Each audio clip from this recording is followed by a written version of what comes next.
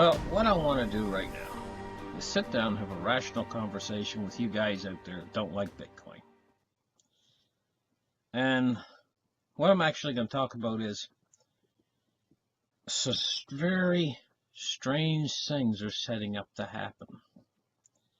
For thousands of years, gold and silver were the money in the world.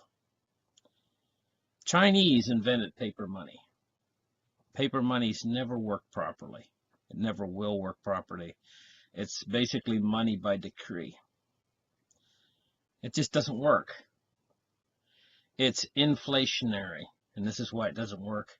Generally, it only lasts about 20 or 30 years. The dollar is 40 years old. They've never had a paper currency ever in the history of the world that has lasted any longer than about 40 years. They've tried it. The Chinese tried it for the longest time. It just doesn't really work. It's not actually feasible. There's been many, numerous hyperinflations because it's inflationary, whereas gold and silver are deflationary. And what this means is, it means basically limited quantity, and whenever a person has control over the quantity of any currency, they have the chance to abuse it. Now, let's take Bitcoin, for instance. If a person was in control over Bitcoin and could control the quantity of Bitcoins, then it would be in the same as fiat currencies. They would abuse the system and they would create massive amounts of Bitcoin. Now, there is the ability to create new versions of Bitcoin. But we would all agree that when you create a new version of Bitcoin, that it's not Bitcoin itself. It is a different currency entirely, and therefore doesn't hold the same value as Bitcoin. You have to have the original Bitcoin in order to have a real Bitcoin. There's a very limited supply of them. Now, gold and silver are very limited in supply because they have to be mined. The real physical gold and silver have to be mined out of the ground. And they've scoured the earth, and it's getting harder and harder to find large deposits because they've mined out all the best deposits on the earth. And there's still a few pretty good deposits left of gold and silver, but it's getting ready to go into decline, and there is a limited supply of gold and silver. And this is why gold and silver, because it's limited in supply, meets one of the most powerful criteria of money. It's really money. Well, Bitcoin is genius. It simulates that same limited supply of gold and silver through a computer algorithm. And nobody, once the Bitcoin is created, nobody can get around that. Not even the world's best computer architects can change that limited supply of Bitcoin. That all that'll ever exist of Bitcoin is 21 million. But there's more.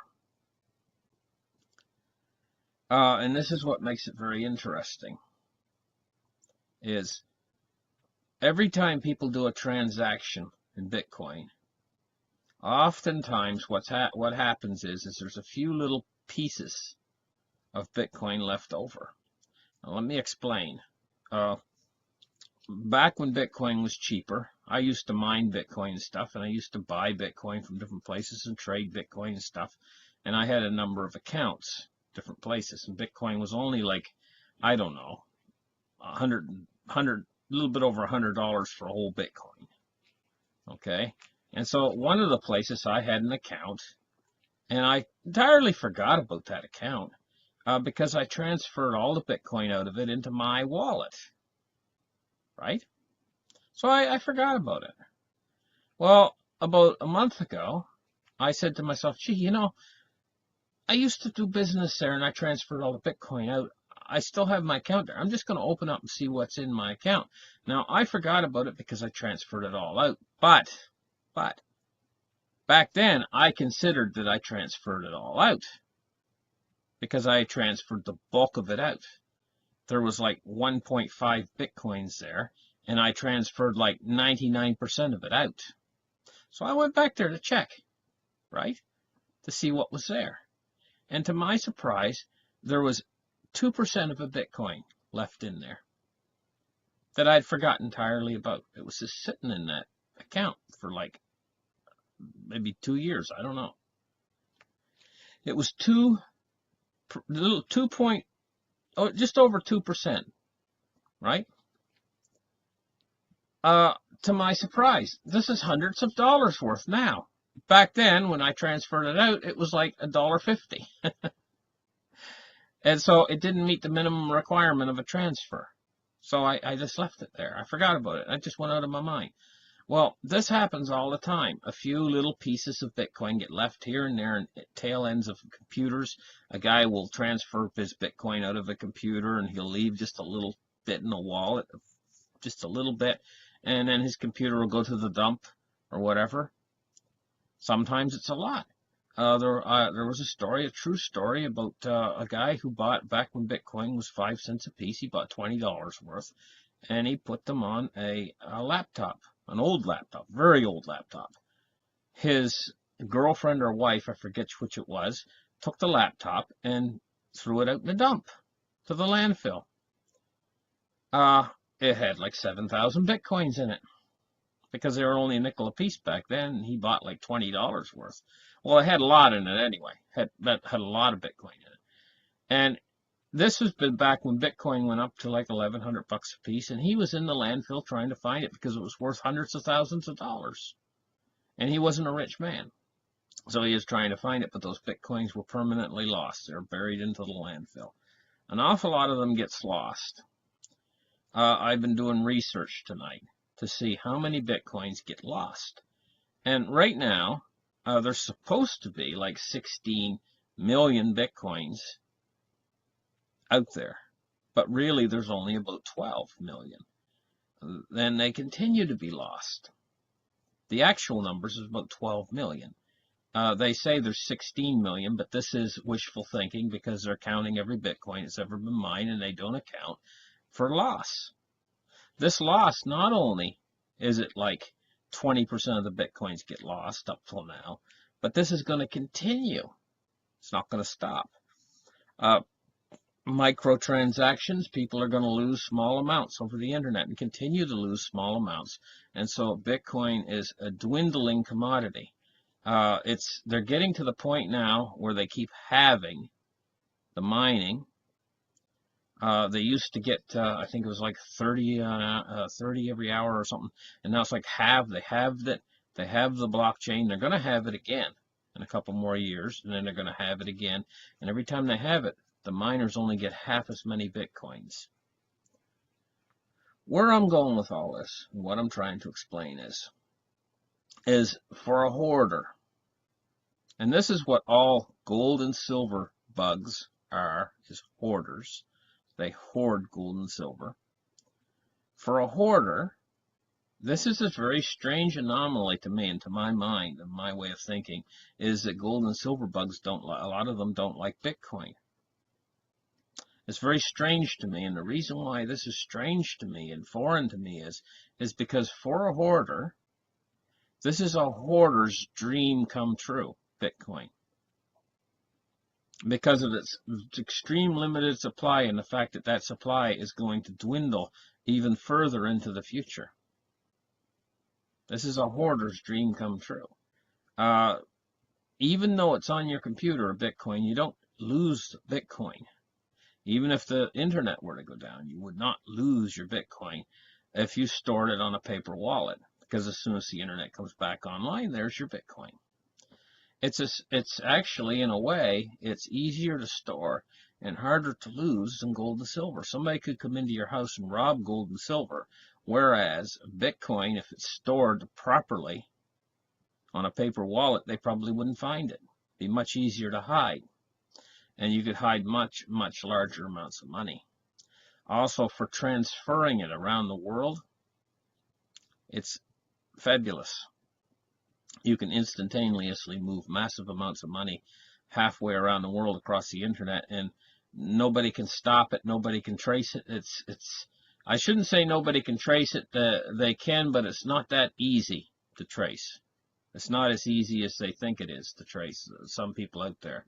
And also, the codes are not as easy to break as they would lead you to believe. It's much more safer than the way money is transferred now through the fiat system. So, we have a crisis coming, and it's going to be an inflationary event, a profoundly powerful inflationary event. This is going to be rocket fuel for deflationary currencies. Gold and silver is deflationary, very deflationary. But on the other hand, cryptocurrencies are deflationary as well.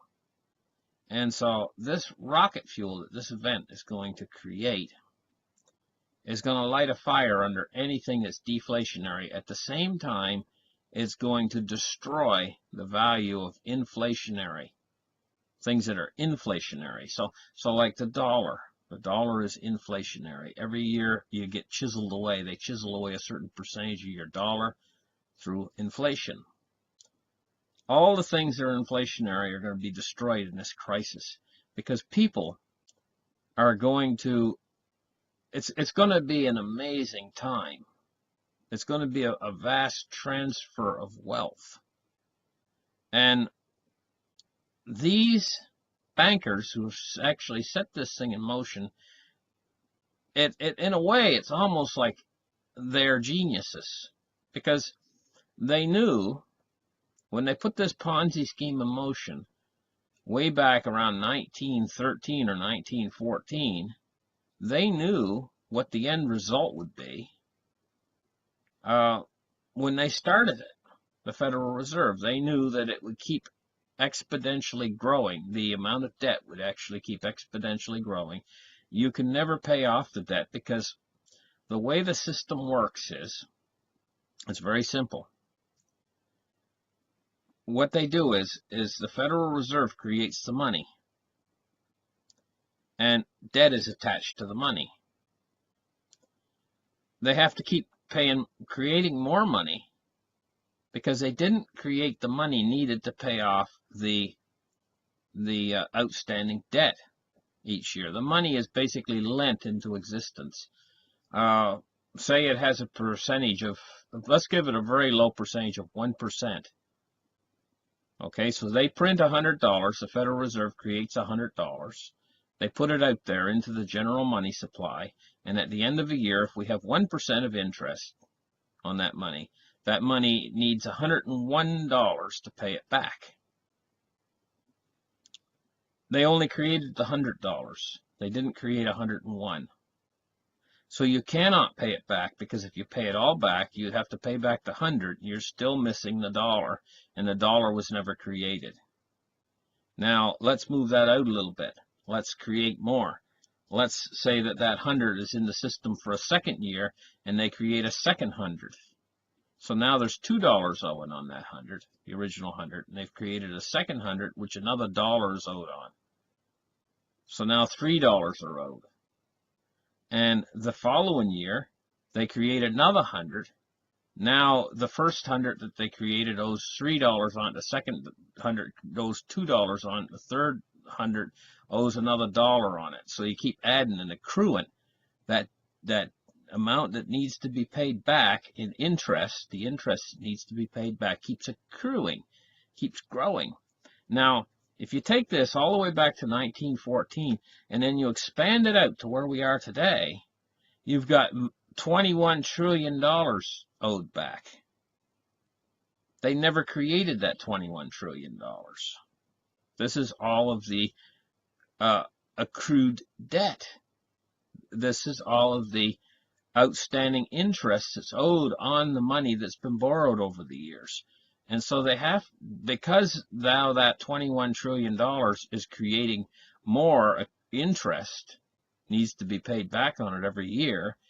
It's reached a point now that's like a critical mass, almost like when you have a new thermonuclear bomb go off. You have fissionable material that creates a bomb, an A-bomb. It reaches a point that's called critical mass, where the whole thing blows up. That's where we're at now. But they created this into the system. This was built into the system back around 1914, and they knew what would happen in the end result. It can't go anywhere but, because the math proves that the whole system has to melt down at a certain point. And they built that in. That was built into the system way back then. And they knew that we would reach this crisis situation. They knew it wouldn't be in their lifetime, so they weren't worried. But they set this bomb in motion that's going to go off. And what this bomb is going to do is it's going to destroy the system. It's going to utterly destroy the system in the end. And people are going to lose faith in the fiat currencies. And they're going to make a transition. And this transition is going to be back to ultimately to something that's going to be deflationary. Well, for the longest time, there was nothing, no place to go other than gold and silver if you wanted something that was deflationary, something that was a safe haven asset other than the fiat currencies. There was only gold and silver for the longest time. And then all of a sudden comes along these cryptocurrencies. And they simulate gold and silver. And they're effective like gold and silver. So now we've got more than one place to go. That is, we got these cryptocurrencies, which are basically, they cover the same territory as gold and silver, more or less, except they are a internet version, for the modern generation of gold and silver. And a lot of your younger people out there are accepting them as an internet version of gold, Bitcoin, and Litecoin as an internet version of silver. And they simulate gold and silver. They simulate that you even mine them out of the internet.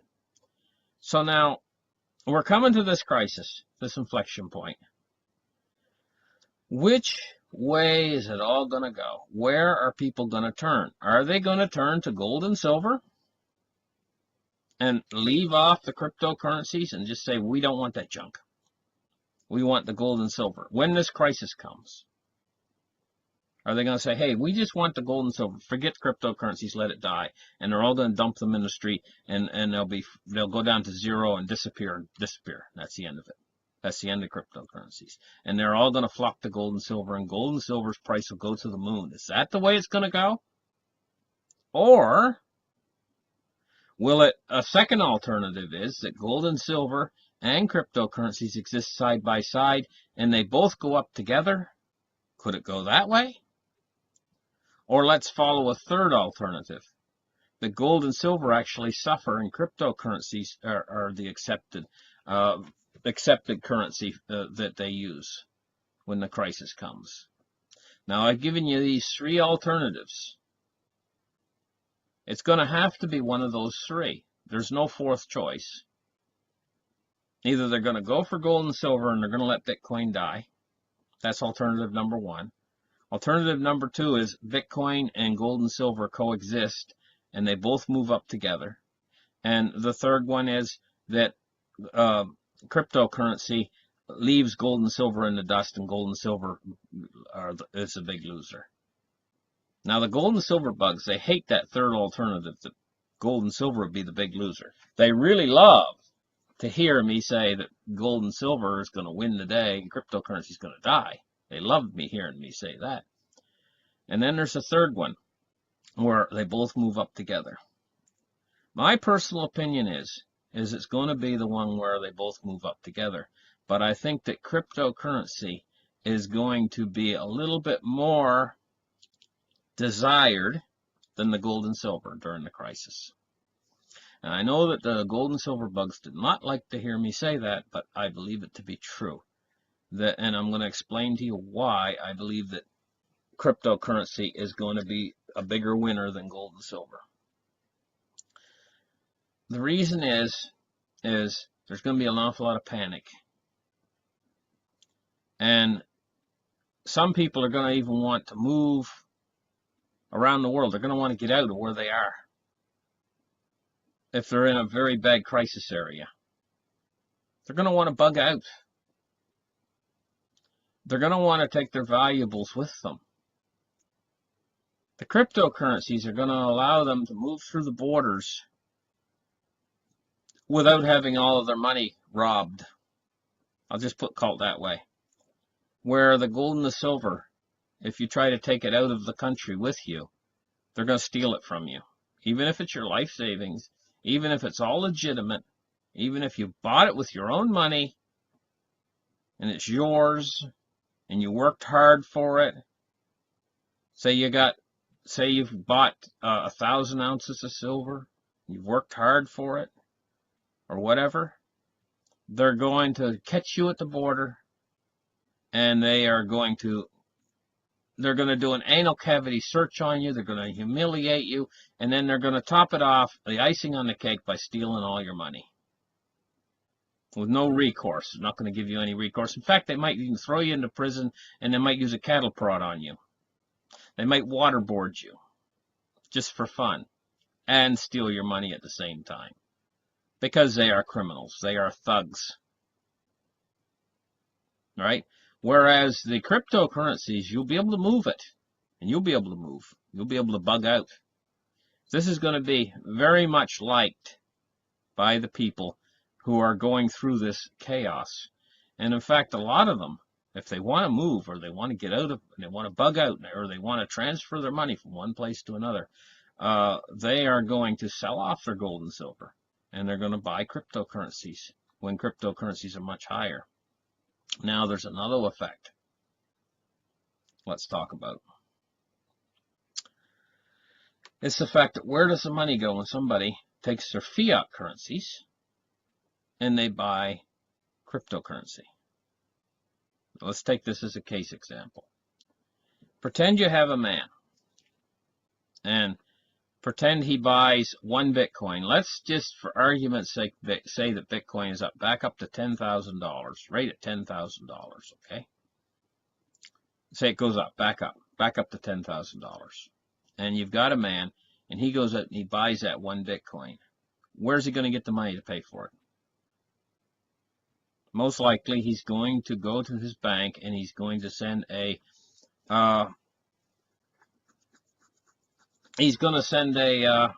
bank wire to pay for the Bitcoin right out of his bank account, direct wire. So that money was sitting in his bank account, and it was not moving.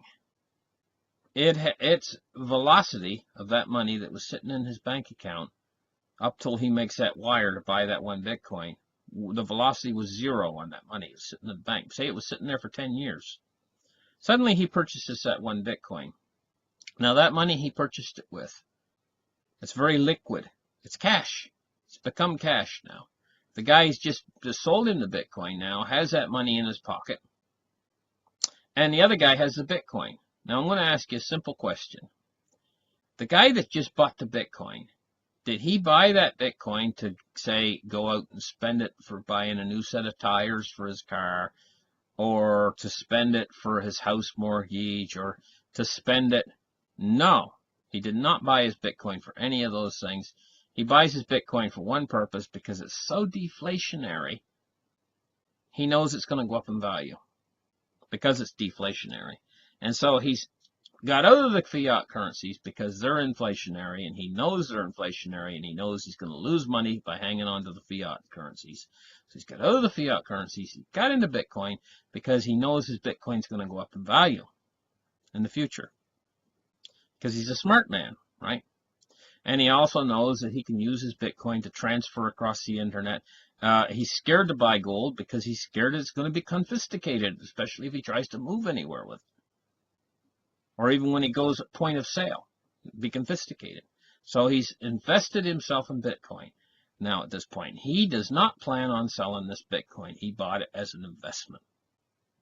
He moved his fiat out of his bank account, right? So now the new guy who just got that $10,000, that wire transfer, he's a miner, say. He just mined that Bitcoin off of the internet. He needs to pay his electrical bill. So he's going to take $1,000 worth of that Bitcoin money, the 10,000. He's going to use it to pay his electric bill. Now, also, that money is very liquid, and he knows the same thing. He says to himself, hey, you know what? This money, if I put it in the bank, it's only going to lose value because it's fiat, and fiat is garbage. So he decides to spend, say, 3,000 of it. Take his wife out to dinner, buy a new set of tires for his car, whatever. So finally, in the end, there's 6,000 left to put in the bank account. So he does put it into his bank account, the 6,000. But now 4,000 of that money just got freed up and into the system, and suddenly it has a velocity. It's changing hands in the system. It's enriching the system. It is actually, it's actually become inflationary to the system. So the net effect of Bitcoin is to add fuel to the world's inflation. And this is exactly what happened when Bitcoin surged up to $750 billion market capital not long ago. It pumped inflation into the system. And we're seeing the effect of that inflation right now. Because when Bitcoin went back down to $250 billion market cap, there was $500 billion worth of inflation injected into the system, just like quantitative easing. Had a similar effect to quantitative easing. This was money that was sitting in people's accounts and stuff up until they went and bought Bitcoin. Yes, they sold. And Bitcoin went down. It went down from $20,000 all the way down to $6,000, basically, is where it is now, right? And that's a big drop, and that's a lot of money. That's $500 billion that come out and into the system that caused velocity. It actually had, that $500 billion actually had an effect on the entire world's financial system. An inflationary effect. That inflationary effect is rocket fuel for Bitcoin, for gold, and for silver. But it wasn't enough. That $500 billion effect was not enough to actually tip the scales on the economy and create a hyperinflation. But what about when Bitcoin doesn't go to $750 billion? What about next time when Bitcoin really goes to the moon and the greed sets in and everybody starts buying those suckers? Because they're a safe haven asset that's going up in value that you can keep out of the hands of the greedy government. Where the greedy government's going to be after your gold and after your silver. They're not going to let you, and everybody's after it, to tell you the truth. If you've got gold and you've got silver, everyone and their dog wants it, if it's physical. Quite seriously. Thieves want it. The government wants it. They all want it. They want to have it. They don't want you to have it. And so, with Bitcoin, is much safer, and they're going to figure this out. People are not stupid. They're going to figure out that Bitcoin can be transferred much easier, and it can be hidden much easier and much safer. You say, well, for people out there who are gold and silver bugs, they don't like the idea of Bitcoin. They think, oh no, it can get lost. I can lose it or whatever. And this is true if you don't know what you're doing. I mean, you could enter a wallet address that's not the right wallet address, and you didn't check the, say you're not used to this and it's all new to you, and you get a number or a letter wrong, and you could send your Bitcoin off into infinity and it's gone forever. Seriously, if you don't know what you're doing. But as long as you know what you're doing, and you're a seasoned veteran with pasting these addresses and checking them and verifying that they're correct, you know, and I mean there's people out there that can teach you how to do these things, then that's really it's a safe thing. I've sent Bitcoin into the internet many a time, and I've always had it make its way back to the wallet. It's amazing stuff. Really, it is amazing stuff. But that being aside, this is the wave of the future.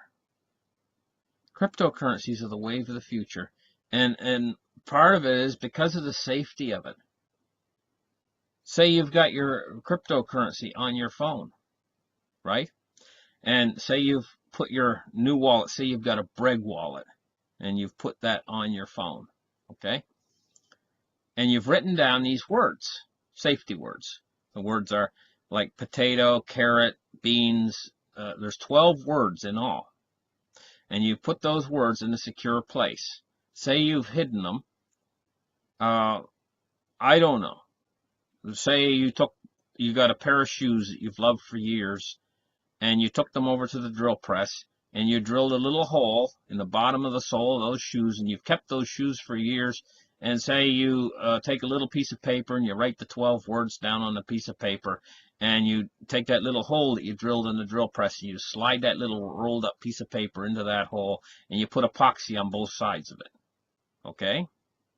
And then you put the shoes back in the closet shelf, right? And that little rolled up piece of paper's in there. So you got your Breg wallet on your phone. Say you've got a Bitcoin in there, $6,000 Bitcoin. Okay? So you're out there, and all of a sudden you lose your phone. Some guy steals it. Say he runs up and grabs your phone, goes running down the street with it. Right? And he's going to try to crack your code and try to get into your wallet to get your Bitcoin. Okay? And so say you've got quite a strong code on your Bitcoin. So say he's run off with your wallet and he's trying to enter your code in, trying to figure it out. He's going to go home and he's going to crack it with his new computer, right? So he's on his way home. Say you run right home too. You hop in a taxi cab and you head home, right? And you reach up to the shelf and you grab that pair of shoes and you take a little screwdriver and you pry out the epoxy and you pull that little piece of paper out of there and you open it up and you go online and you get the computer going and you open up a new Breg wallet, right? And he's on his way home too to crack your wallet. He's got your phone. He's going to get your $6,000, right? And you know you're never going to get your phone back because he stole it. Okay, so you got those 12 words. You're ahead of him. You open up your new Breg wallet and you can get those coins out of his wallet before he can even get that code to open up that wallet with those 12 words. So while he's fidgeting around trying to crack your code, you've emptied the wallet on that phone because you've got the key. You've got the key and he doesn't to that wallet. Now, if he could have cracked your wallet open, if he had time to crack your code, your 10-digit code to open your wallet, he could have got the coins ahead of you. But you can actually, so even if somebody steals your Bitcoin, but now let's take a look at your gold.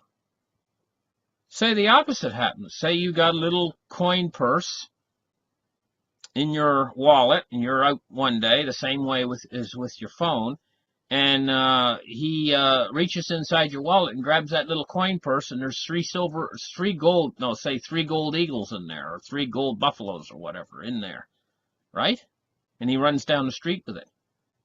You got no recourse then. You cannot draw those buffaloes back. He's got them. And you'll never see them again. He's going to take them to a coin dealer and sell them. And he's going to have the money for them. And you have no way of getting them back. But with the phone, if you got the Bitcoin on the phone, he can steal the phone, go running off with it, and you can take that money right back out of that phone. Safer. It's actually safer than physical. Physical is the old-fashioned way. You know, it'll always be around. Physical will always be around.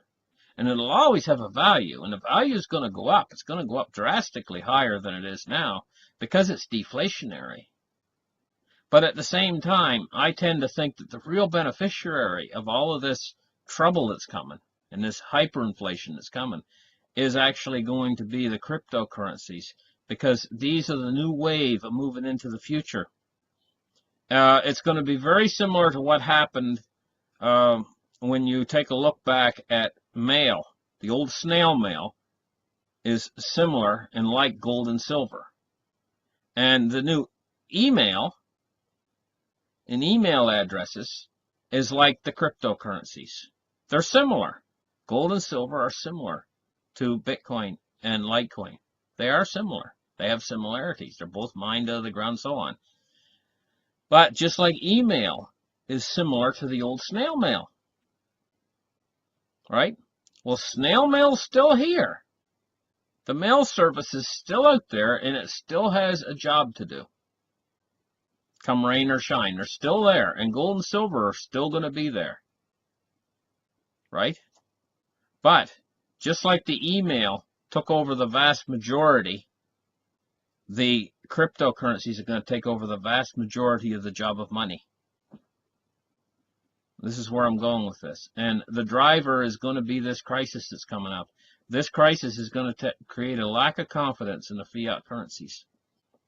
And so the strangest thing that's ever happened is the fact that all of this wealth is going to be transferred over into the cryptocurrencies and into the gold and silver space.